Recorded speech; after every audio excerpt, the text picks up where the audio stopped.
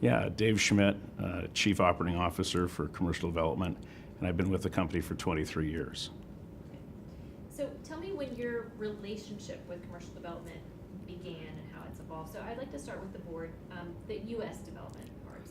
Actually, the relationship, though, started in Seattle because as a Chief Operating Officer for U.S. Building, Seattle was one of my offices. And so when it started here with the background that I had in development, I thought that the team part of that is extremely important in the relationship. And so we started exercising that in Seattle. And then later I took on the same role in Texas, so now I've got Houston. And Rob Ward and I were able to kind of restart or help restart Cap Tower, I think in a very good way, bringing the team together, and I think you'd recognize that today. There's not a great division on the site or in the office between the two, and it's just it feels like the relationship came together pretty well. So talk about that progression, that evolution. And there will be a couple versions of this, but this first one is internal. So Yeah. it's us telling the story to our family at this meeting. Sure. How did that evolve? So if we had a task force last year to talk about how to bring the teams closer, that indicates that we had some work to do. So Yes, we did. how did we start, and how did that relationship evolve, and where are we now? Kind of walk me through that progression. It started really at the board level with, I think, Rob and I being voluntold that this needed work. And we both knew it did, but for example, for myself, I really only knew the two regions that I was involved with. So I couldn't comment on any of the other regions that commercial development had activities in, and did know the work and the progression that we'd gone through and were going through in both of those locations. So it was more taking it to the national level rather than having it simply be relationships based on how well did a general manager and an EVP get along in a particular office, but really just take the dialogue up a level. So we have a lot of the team that will be at this meeting is newer to commercial development. They Yeah. weren't here on some of those first projects. So just I want you to tell me the story of. I want to tell this story as like we had work to do, but like that's not surprising. Like that would have been a normal part of the process because USB wasn't used to having an owner that's in-house. Like that's a different dynamic. Right. I think a lot of our development partners came in and they had been developers at other places and had been very successful, and they certainly weren't. They were used to kind of beating up their builders. You know, the relationship's different of twisting the screws there versus it being someone in-house. So we talk so much about all the advantages of having it under one roof and all that we've gained from that, but what are the challenges on both sides? Like why was there's some work to do in the beginning? What did we have to work through and get better at because of this different owner-builder relationship? Some of it comes down to experience of various geographies. So there were offices in U.S. Building who had a good practice in commercial projects, offices, residential, but many of our offices did not have that experience. We're very good in healthcare. We might be very good in institutional work, but it's not that we did a lot of that type of work. So the understanding of what was important was also not necessarily as strong in some places as it was in others. So you have regional variation, and then you had regional variation in the leadership, across the board as it built up. Very organic growth, which is all good. It really thrust the company forward. But those regional differences begin to show up in terms of that relationship. There was a time when we had a little bit of, unfortunately, we had the leaders themselves who didn't necessarily get along. That doesn't help that either.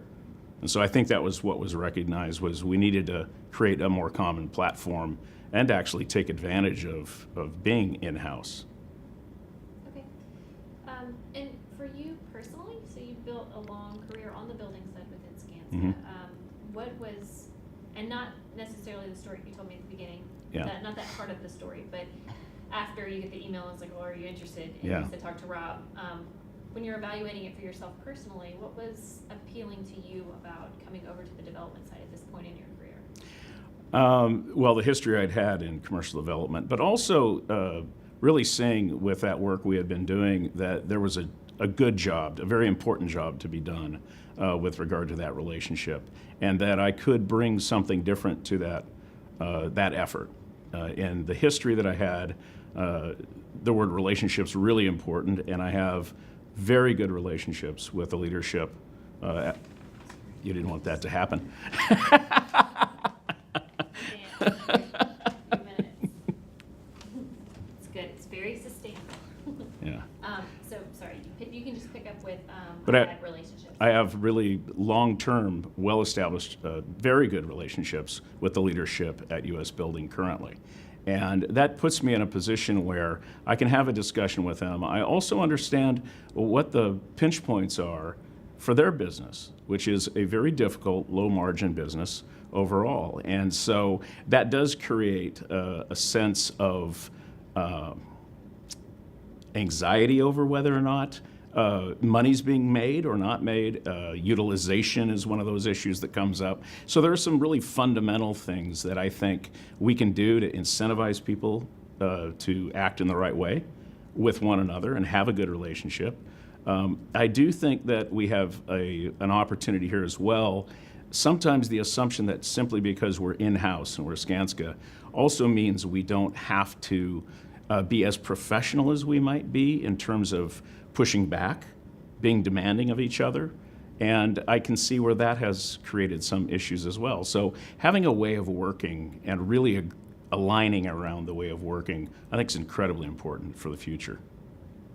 Let's keep going in that direction, because a question we're asking everybody is, the film and the meetings will be a bit of a celebratory retrospective on the first 10 years, but then looking forward at the next 10 years. And we have, developers answer to that. The next 10 years we're going to go offer everything and sell everything. Right. But from your perspective, what do you see for this relationship that you're so uniquely positioned to help manage for both groups?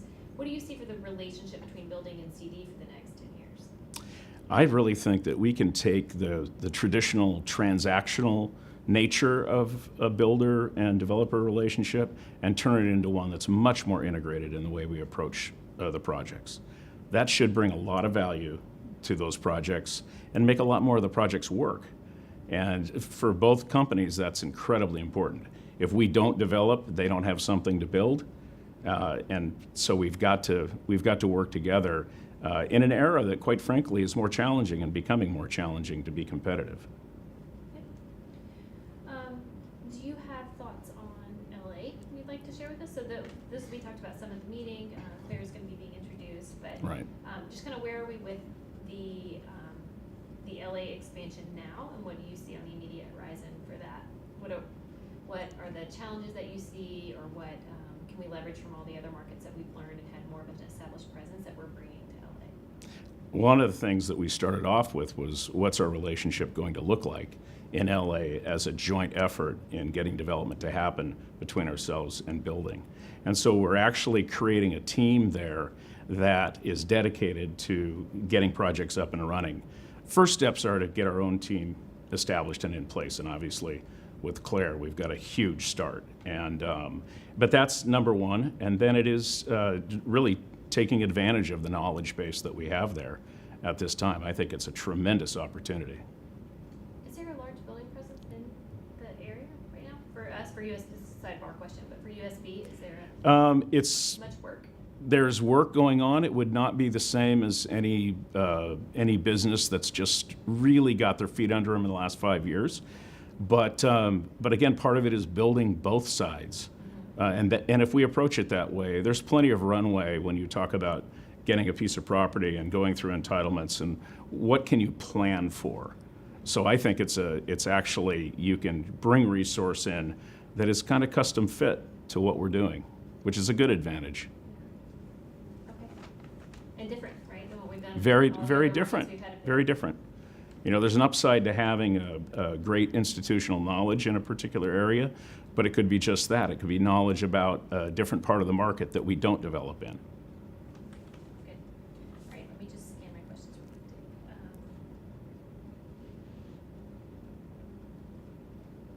Some of these coming over from USB questions are just that we targeted them a little bit more to some of the younger people. So, like, how's your view of Skanska changed? I don't think yours would have. I wouldn't have expected it to change how you feel about the whole company, but. A little bit. Okay, well, tell me. For 12 years, I was the regional chief operating officer, meaning those markets that I was very intimately involved in growing or being an operational leader in, I knew a great deal about. But you do take a different view going from being a regional leader to being a national leader and having to understand all of your markets. And then understanding, well, how do I best serve each of those markets? That may have a singular answer, but it may have a multitude of answers rather than just, I know one market, I can give input here and I can make something happen. So it is a little different view. How much are you on the road right now? About 2/3 of the time. Sounds a lot. Yeah. Yeah. It's a great question for my wife. She would answer it 3/4 of the time, but I'd say 2/3. And home's Portland still, right? It is. Will continue to be. That's where the airport is. Yes. I know how you feel. Okay, we did kind of the perspective that you bring to both sides, which I think is good, and how your background helps that. We did. So, leadership question. Mhm. What do you think will be our commercial development US is the hour here, our biggest key to success across the next decade? I really believe it will be what we do from an innovation perspective, and then how we move with what's going to be a changing market, and especially not just for CD, but a changing way of building. I think that we're going to see finally, and it's long overdue, a significant disruption in the way that buildings get built. It's already beginning to happen, but there will be a tipping point when I absolutely believe that the entire supply chain will be disrupted and the way we put things together will look totally different. Again, it will have to be integrated. Our designs will have to be very complete, because I can imagine a day when we hit the button and everything is ordered at once and it comes in neat little boxes and it's autonomously driven to our sites or it's droned to our sites. And our builder becomes the integrator of labor and material, and not in this enormous supply chain that we have today. So that from the development side and markets changing, that is another thing that's kind of on the horizon. Mm-hmm. Maybe today if you've been watching the markets, but Anyone who has any level of stock is watching the markets. this morning at breakfast, people's like, "You seen the stock market?" I'm like, "We just got out." Yeah. What's happening? I'm ignoring it. But so CD broader story, right? The point that we started the practice, we came in on the tail end of the downturn. We were able to get a lot of value and snatch up properties that were at a low rate and develop when no one else was developing.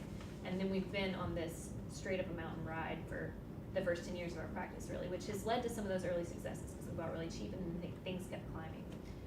How are we positioned right now to not just weather what comes next, but to succeed in what comes next, kind of without knowing what comes next or when it's going to be? So if we have a downturn, how are we positioned for that with what we're sitting on inventory-wise, with our balance sheet? Just kind of comment on that, like how are we positioned for any economic volatility that might be coming? I actually think we're positioned very well because the ability to self-fund can't be understated. When we were going through our interview process for Los Angeles, I can tell you that a number of very senior level people that we had interviewed had already seen the tap shut off from a banking perspective. So when you're looking at outside funding as your funding source, I believe it shuts off first and it comes back last. So our ability to move with the market, I think, is excellent. I think by getting it right with U.S. building, we should finally figure or get the advantage out of that relationship that we should have. So being able to respond from a design and construction perspective should be quicker. So those two areas, I think we can react in a lot more agile way than most of our competitors in the commercial development space. And so, did you tell me at the beginning that you were on the board for Commercial Development US? Yes. When you were in building? For 2 years. When? That is 4 years ago. Okay. So tell me that on camera. like long before I came over to the commercial development side, I served on the board, and then we'll dig into that a little bit, what was going on at the time, 'cause that would have been, like, we were already in the first 4 cities, right? Kind of what did you observe about the practice? That's right in the middle of this 10-year span, right, that we're looking at the first 10 years. Mm-hmm. So tell me first that you served on the board, you've had this relationship for a while, and then we'll talk about just, as part of the history, storytelling, what was going on in it. Sure. So 4 years ago, I was on the board of directors for Skanska US, Commercial Development US, and that was for a 2-year run. That does span through a time when Motts was obviously president of the company. And it was very interesting to have that perspective of the discussion of potential new markets, of how we measure ourselves from a success perspective, what it means to have capital employed, and all those different measures. And then some of the proposals that had come forth actually at that time, condominium development, fee development, et cetera, et cetera. So those were all discussed at length in some of those board meetings and presentations. But it gave me a very good picture of the company, how we were working in various geographies, what the issues were at the time, and then spent another year on the board of directors at Commercial Development Nordics before I came over to CDUS. Again, very different picture, but it gave me an understanding of the difference in scale of what we develop in the United States and the types of products versus the Nordics, which was, again, for me, very helpful to understand more of the context of how large these projects are, how big the investments are in the United States versus the average investment in some of the other countries. From those different roles and the symbiotic relationship you've had throughout, do you have a view on I've asked some of the others, what the biggest learnings have been for the practice across the first 10 years?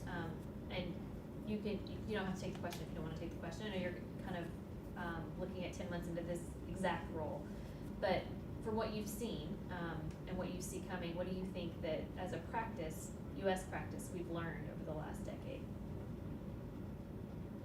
You're going to have to give me a second on that. Well, and you can pass on it if you want to. Yeah, that's a tough one. You wouldn't get it if you hadn't been on the other side of the business for so long. Yeah. Else, but. Let me think about that. The biggest learnings, there's quite a number. I would say it's the success of the model over such a great length of time. To me, it's pretty interesting that a company is that disciplined, a worldwide company is that disciplined in the model that this is how we do it. We purchase property, we entitle property, build the asset, fill the asset, and we sell the asset so that we can create opportunity. And there's a lot of people who have proposed many other ways of going about it and trying to, well, can't we do this or that? And it's just a very, very well thought out methodology of approaching it. It handles risk very well. But I have now seen us move in to the residential market in the United States, where that wouldn't have been a thought before. And again, came in very carefully with a partnership here in Seattle, and now have moved into that has become a competency, a great competency of commercial development US. So what'll be interesting is, what is that next market that we can develop a competency in and a model around? Going back to your building groups and the work that you were doing on that operational team, when you're talking about bringing the two closer together, same question, what do you think U.S. building has learned in the last decade about working with CD as an owner? I really think that building has learned that we, again, both of us need to really create a much more integrated approach to the projects. Our own business models on both sides can sometimes contend with best intent. And so we have to break down any of those barriers that exist, and we have to communicate a lot more on a national level than we have been in the past. And I think that's going to go a really long way to help the relationship. Are we starting to do either of those things? Yes. Yes, in fact, I had my meeting with the entire leadership team of U.S. Building 2 weeks ago in Portland. They all happen to be in Portland. We had started this dialogue quite a bit earlier, but we had what I would say is our kickoff to what will be a regular meeting that will happen in 2019. We'll do it quarterly, and we'll have that meeting live, and we will be in each of the geographies to have that meeting, really statusing how are we doing on our projects that are current, on the projects that we have in pre-construction. What are the difficulties we might be running into? What do the team health look like? And then just again, basic review of the projects and how they're doing. Good. That's kind of all I have, Dave. Yours was a special set because we were Great. pulling from like several different sets of questions. So you bring a unique background, but is there anything else I didn't ask you specifically that you would like to be included here? No, just edit the hell out of that. You remember how it goes. We had you talk for an hour last time. You boiled it down to 20 seconds. Thank you. No, thanks very much. Okay, well, you're done then. Thank All you right, so much. thank you. Now off to Uber. You back out?